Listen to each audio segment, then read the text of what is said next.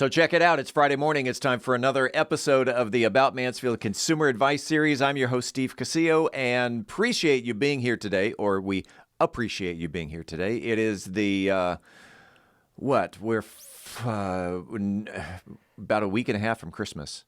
And in fact, let's just go ahead and bring him in. Phillip, first of all, say hello to the audience.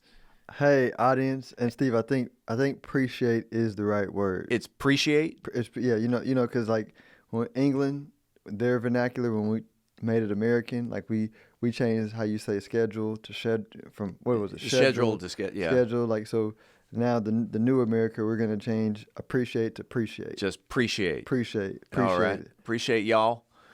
And that's Phillip Washington Jr. He is the CIO with Stonehill Wealth Management and the host of Wealth Building Made Simple. Since we are, the 16th, what are we, 9 days from Christmas? 9 days from Christmas. Have you finished your Christmas shopping? I think I have. I thought I was. I thought I was, and then I realized that I need to get one more thing. Yeah. But that thing is easy. Amazon.com. Yeah, it's an Amazon gift card. It literally, when I go go to the a grocery gift store, card, even easier. Yeah, it's easy. So at the next checkout at the grocery store, just doop. There you go. Today, let's see, what are we talking about today? Things that change once you have money. Oh my. And we were talking about this before we went live on Facebook, that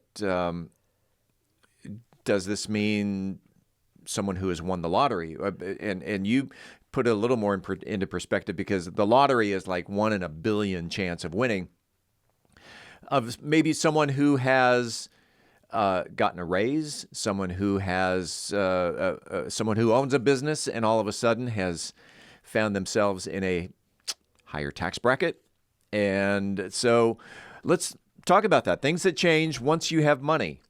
Yeah, so human beings, we don't love change. I'm reminded of like in college when I pledged a fraternity, and like, in circles that we hung out in, there's fraternities and sororities that are what people consider like, the top fraternity and sororities in that circle. And so I joined one. And so when you do that, everybody changes how they view you, even though you're the same person. And so I remember I would have friends that say, "Oh man, you changed," and I was like, "I just have a different sweater on." Yeah. I just, but okay, so whatever that means. But the point is, people make more of exterior manifestations than they do of like the internal person. And so understanding that as you are moving from one socioeconomic status to another, that the people that knew you before your economic status changed and became apparent to them, they don't understand that you still see y'all's relationship as the same from a closeness standpoint. Like they don't think any less of you than they thought before. At least not a healthy person that has gotten more money. It's more in the mind of the people around you that are seeing your money, and whether I call it just that change process is natural, and they're struggling with it. Yeah, and also, you come into a little bit of money, and then you see someone you haven't seen in many years, and they see you driving up in a nice car, and all of a sudden, they have to buy you a drink. But do you ever notice that someone, whether it's a celebrity, hey, let me buy you a drink. You may not be able to afford that drink or be in a position of putting that out, but that that celebrity can afford probably to buy the bar, but you are putting yourself out there in hey, let me buy you a drink. Yeah, yeah, and a lot of times, and I'm speaking from the perspective of the person that has money, that has a healthy personal self-concept of themselves, because there are people that jerks that get money and they flaunt their money. I'm talking to somebody who's healthy, but I'm saying from my experience, when people get money, they are aware of the situation in most times. Meaning, like if they want to buy you a drink that's expensive, they understand that you may not be able to afford it. They're not asking for that. Yeah. You know, they just appreciate you showing love the way you've always shown love. Just don't act weird. You know, like don't act weird, because when you act weird, it makes the situation weird because they were friends. They were friends with you before they had a lot of money, and they were friends with you before you had a lot of money, in relationship to like your relationship, right? To who you were, Yeah. and they see you as a person that were loved them before they had money. So in the mind of you who I'm talking to who have money, like you're just wanting things to say, keep the relationship the same. The external was not core to your relationship anyway, right? You were in a relationship with the person's inner being, right? Not their external trappings. Right. And so, go ahead. Oh, yeah. I was telling you a story as we were walking into the building this morning that a friend of mine, I haven't seen him in 4 years. And 4 years ago, he had just quit his job. He had just started a business. He was nervous about starting his own business. He had been with this job for 23 years. And he thought, you know what? It took him 23 years to figure out that he's really going nowhere.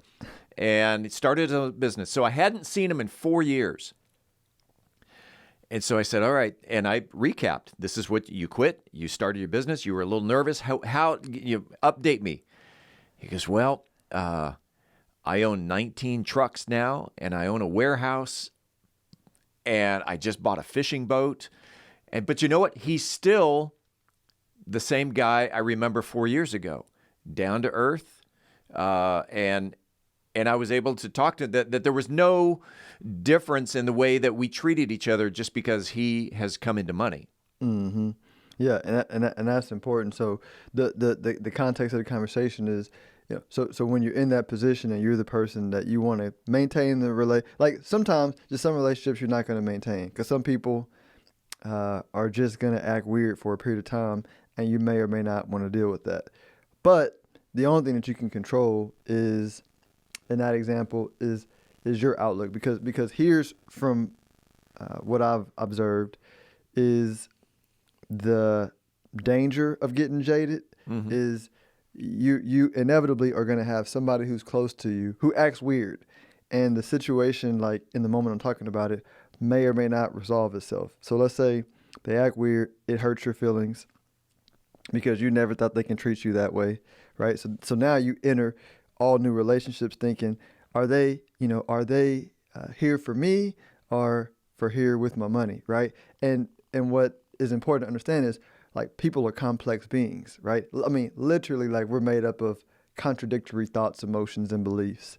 And so what I've seen done and what I do to, in any relationship is just to focus on the positive aspects of the person, right? Whenever they're acting weird, don't count. That's not who they are, right? Right. That's a negative belief that they're working through, and they're going to work through in their own time. And so when they act weird, just like literally do your best to forget about it, and then focus on like the person. Like, spend time in your imagination and your time when you think about the person. Don't think about the one time or 10 times they've acted weird in all your relationships. Think about the 1,000 times when before, and even glimpses of it now where they've acted normally, you've had a great relationship, and focus on that.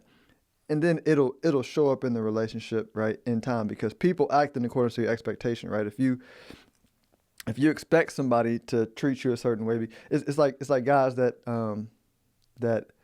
are jaded, or people. I'm saying guys, people who are jaded about their money. A lot of times they'll say, "Oh, this person, they just want to be my friend for money." Nah, that you imagine that. Like you took that experience from somebody who hurt you and projected it on everybody else, right? So be intentionally naive, right? Just assume people are there for you, And if there's like a weird feeling, like just forget about it. And then your relationships will become more genuine. They'll be from multiple social status, because what it also ends up happening is people who don't want to deal with it, they only hang with rich people. And then when you only hang with rich people, like life for me is like all about diversity, right? But when you just hang with rich people, right? I don't know. I don't like, if that's what you like, fine, but it doesn't give the diversity of life that makes life beautiful, right? Because then you only talk about rich people stuff. Yeah. Whatever that is, right? Because even in the rich people circle, there's a lot of surface level stuff over there too. And so then you get trapped in that cycle. Yeah. So be intensely naive about it. If someone wanted to reach out to Phillip Washington Jr. to talk about how things change once you have money, or maybe talk about their portfolio, how can they reach out to Phillip Washington Jr.? Best way is stonehillwealthmanagement.com. That's stonehillwealthmanagement.com. That is CIO, Chief Information Officer? No, Chief Investment Officer with Stonehill Wealth Management, and the host of Wealth Building Made Simple. That is the podcast that you can find on all major platforms. We do this every Friday. Let's do it again next week. Thanks. How about Chief Inspiration Officer? Chief Inspiration Officer. I love it. I love it. The philosopher of finance, Phillip Washington Jr. We'll see you next week. See you next week.